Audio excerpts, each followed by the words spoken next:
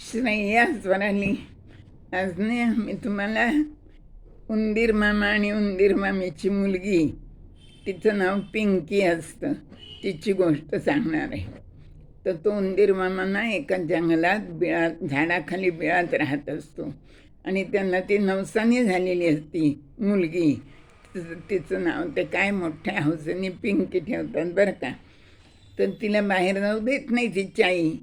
आणि पण ती आता मोठी झाल्यावर तिला खूप बिळात राहायचा कंटाळा येतो.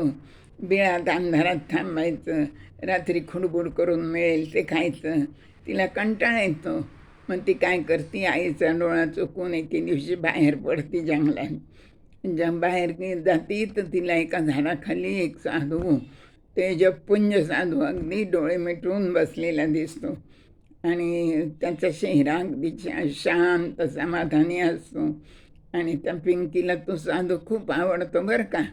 मग ती काय करते, रोज लवकर जाते आणि तो साधू जिथं बसतो ना, ती जागा आपल्या शेपटीने झाडून काढते आणि जवळच ते तळं असतं, त्याच्यातून आपल्या चोचीतून पाणी आणून जरा टाकून ठेवते. आता ते साधूला कळत नाही कोण बरं स्वच्छ करतं रोज आणि सडा टाकतं. एके दिवशी साधू पहाटेच उठून पाहतो तर त्याला मग पिंकी दिसती. असं बरेच दिवस चालतं. एके दिवशी साधू ध्यानाला बसायला येतो तर आज झाडलेलं नाही, सडा टाकलेला नाही, स्वच्छ केलेलं नाही. साधूला आश्चर्य वाटतं. साधू स्वतः सगळं करतो आणि ध्यान लावून बसतो. त्याचं ध्यान वगैरे संपतं आणि तो डोळे उघडतो तर समोर पिंकी उभी. तर साधू म्हणतो, का गं पिंकी, आज का नाही आली तू? तर ती म्हणते, काय सांगू साधू महाराज, मी बाहेर पडले पण मन्याने माझ्या अंगावर झडप घातली, त्यामुळं मला मी घाबरून जाऊन बिळातच बसून राहिले किती वेळ. मग खूप वेळाने मी बाहेर आले. पिंक्याची मोत्याची मला खूप भीती वाटते, म्हणून मला उशीर झाला. मग साधू महाराज म्हणतात, असं झालं काय, ठीक आहे, मग मी आता काय करतो म्हणे, मी मंत्रून पाणी शिंपडतो तुझ्या अंगावर, मग तू कोण होशील, तू माणूस होशील, तू उंदीर राहणार नाही म्हणे.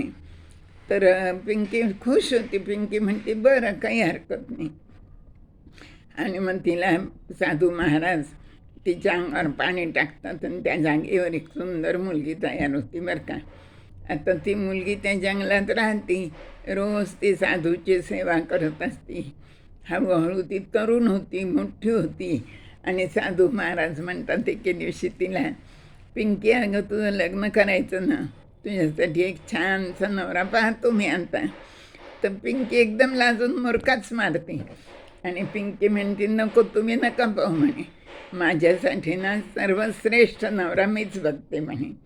साधू म्हणतो, ठीक आहे. मग काय होतं, एकदा एक लाकूड तोड्या असतो, तो झाडावर चढलेला असतो आणि पिंकी बाहेर येते जंगलात, पाहते तर काळा काळा रंगाचा पिळदार दंडाचा तो लाकूड तोड्या शक्तीने अगदी सगळी लाकडं तोडून खाली टाकत असतो. मग खूप लाकडं तोडून झाल्यावर लाकडाची मोळी बांधतो, ती डोक्यावर घेतो आणि एका सावकाराच्या घरी जातो आणि सावकाराला ती मोळी खाली ठेवतो खाली आणि हात जोडून उभा राहतो. मोळीचे पैसे सावकार त्याला देतो आणि तो निघून जातो लाकूड तोड्या. पिंकीला वाटतं, काय लाकूड तोड्या सर्वश्रेष्ठ आहे बाई, इतका काळा कुळकुळीत पिळदार दंड असलेला साप आपल्यासाठी नवरा श्रेष्ठ आहे. मग तो गेल्यावर तरी पण ती थोड्या वेळ त्या सावकाराकडे थांबते बरं का. आणि मग थोड्या वेळाने सावकार राजाच्या दरबारात जायला निघतो.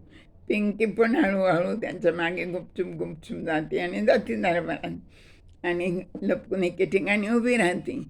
तो सावकार राजाला अगदी अदबीने नमस्कार करतो आणि खूप नम्रतेने त्याच्यासमोर उभा राहतो. तर मग पिंकीला त्याच्या आधी वाटत असतं, अगो बाई, हा सावकारच आपल्यासाठी श्रेष्ठ नवरा आहे बरं का. पण जेव्हा हा नम्रतेने राजासमोर उभारतो ना सावकार, तेव्हा पिंकीला वाटतं, नाही, राजाच सर्वश्रेष्ठ आपल्यासाठी नवरा योग्य आहे.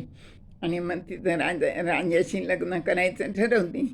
पण तरी पण ती काय म्हणते, आपण थोडी आणखीन परीक्षा घेऊ म्हणून तिथं राजवाड्यातच ती थांबते बरं का, लपून छपून राहते.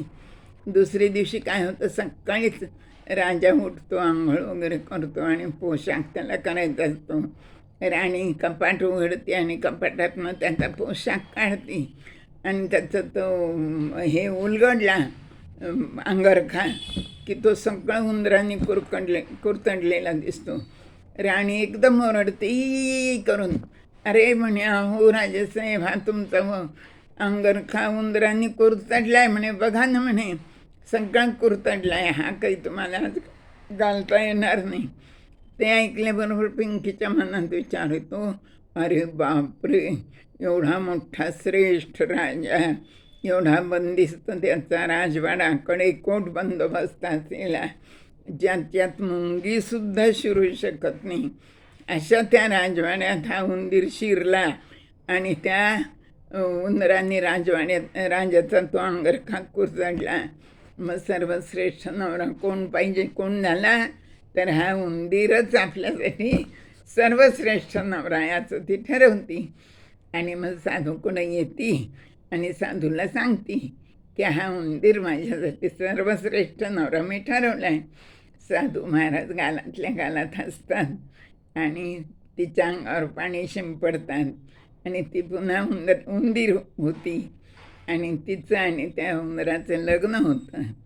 आणि मग तर अशा रीतीने दैवाने दिलं पण कर्माने नेलं, असं ह्या गोष्टीचं नाव आहे.